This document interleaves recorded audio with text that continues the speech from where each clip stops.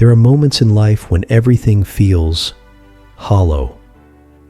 You wake up not because you're eager to live, but because you have no choice.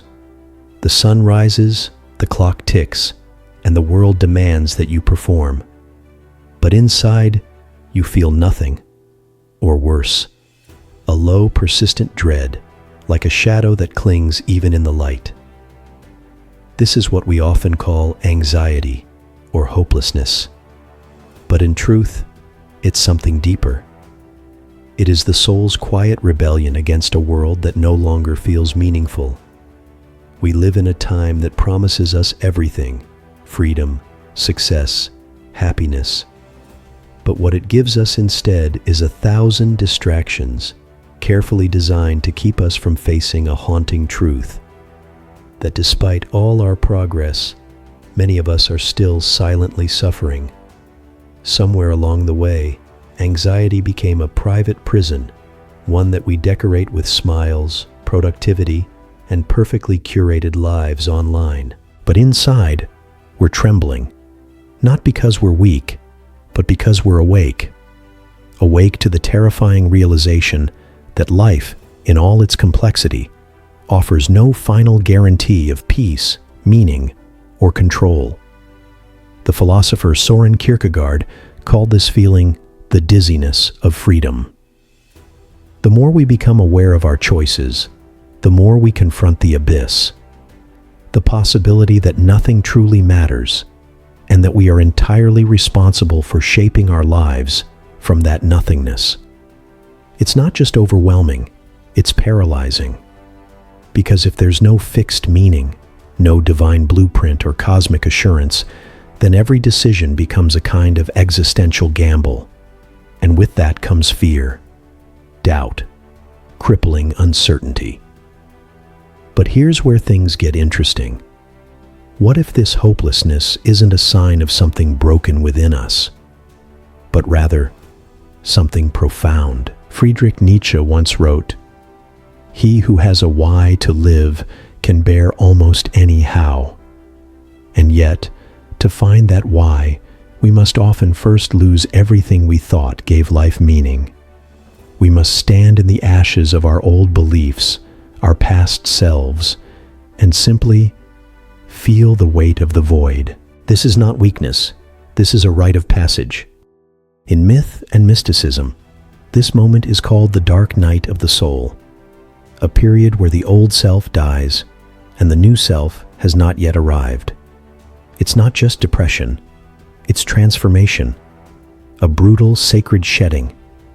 And in that darkness, anxiety speaks, not with words, but with tremors. It shakes the walls of our identity. It forces us to ask questions we'd rather avoid. Who am I without my roles? What if everything I've pursued is hollow? What if the future doesn't come? These aren't questions to escape. They are questions to honor, because hidden inside them is the raw material of awakening. We've been conditioned to fear hopelessness, to label it as a flaw, a disorder, a weakness of the mind. But what if it's not that at all? What if hopelessness is a kind of truth serum, a brutal medicine that strips away the illusions we cling to, so that for the first time we can see clearly that our job title doesn't define us, that productivity is not the measure of a life well lived. That joy, when it comes, is quiet and small and found in the moments in between, in the smell of rain on warm pavement, in the sound of someone breathing beside you in the dark, in the silent beauty of being alive for no reason at all. This is where existentialism and Eastern philosophy unexpectedly meet. The existentialist stares into the abyss and says, "Nothing has meaning unless we give it meaning." The Buddhist gazes at impermanence and says, "Suffering comes from clinging to what cannot last." Both perspectives agree. There is no savior coming. There is no path paved with certainty. Only this, the fragile beauty of each moment and the quiet courage it takes to live with open eyes. So what do we do with this anxiety? This hopelessness, we don't fight it. We don't numb it. We listen. We let it burn away the false idols of our lives.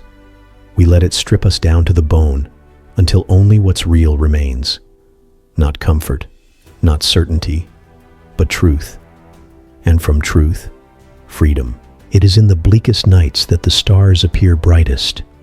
And maybe, just maybe, this deep pain we feel is not the end, but the beginning of something sacred, a new way of being, a quieter kind of strength, a life not based on illusions, but on presence, on breath, on being, even when nothing makes sense, even when there is no hope in sight.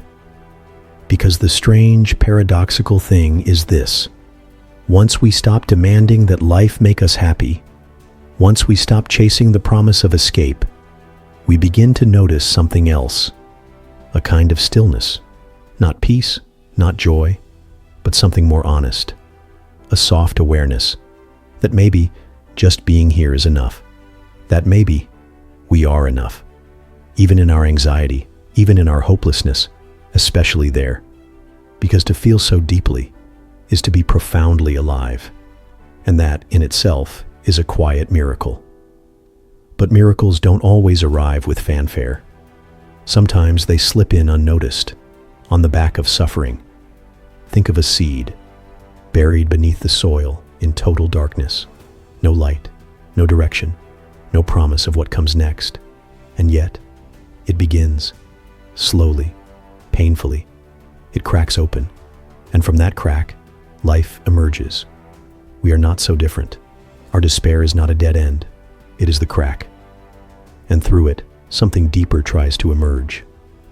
Not the polished version of ourselves we show the world, but something raw, unedited, real.